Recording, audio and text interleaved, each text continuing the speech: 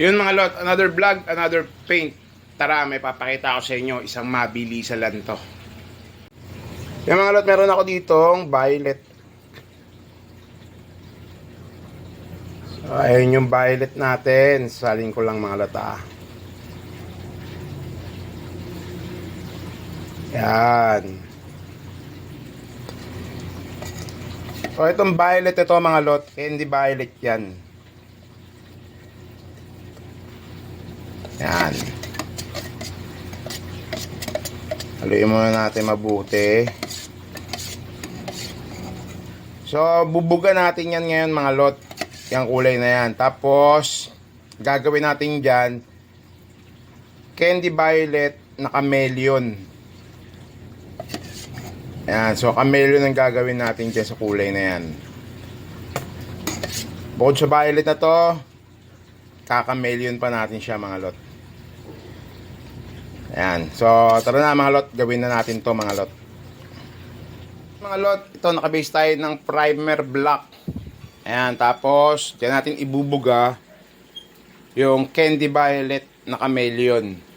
So, ito yung ginamit natin base, no? Primer black. Tapos, bubuga natin dyan yung candy violet na chameleon. So, buga muna natin yung candy violet para makita natin yung chameleon na ibubuga natin dyan.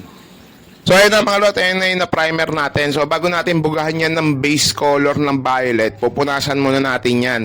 So, ayan, kung mapapansin nyo yung pinampupunas natin dyan, ayun yung tack rags yan. Ayun na yung hangin na pinambubuga natin yan mga lot para mas lalo talagang walang dumikit na alikabok. Ayan, pagtapos nyan, gagamitin natin dyan na pang-base yung Honest Iwata ko na LPH80. Ayan yung gagamitin natin pang-base dyan sa tapalodo na yan. Ayan yung gagamitin natin na pambuga ng candy violet. So, ayan. So, buga na natin to mga lot.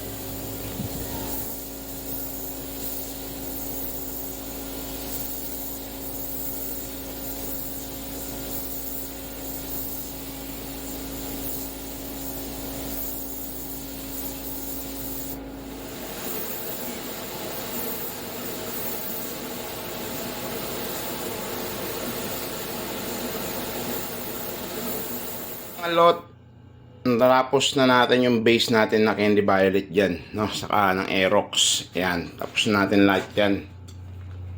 Pakita ko sa inyo.